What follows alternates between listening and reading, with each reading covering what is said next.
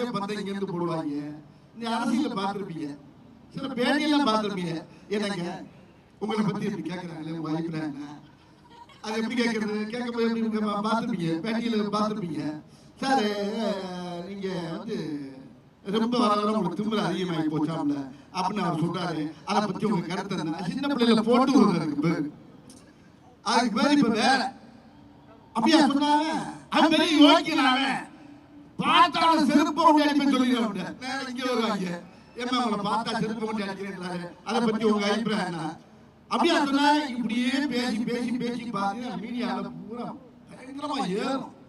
எது அது மாதிரி உலகத்துல வந்து பிரிச்சு வைக்கிறது ரொம்ப சாதாரண விஷயம் இல்லை. அந்த மாதிரி இடையில ஏகப்பட்ட நாட்கள் நாங்கள் பிரிஞ்சது வந்து 15 ஆண்டுகளுக்கு பிரிஞ்சது வந்து எங்களுக்கு வந்து பெருசா தெரியல. ஆனா நேற்று பண்ண படம் மாதிரியே இருக்கு. நாங்கள் 2 பேரும் சேர்ந்து பண்ண போறோம்.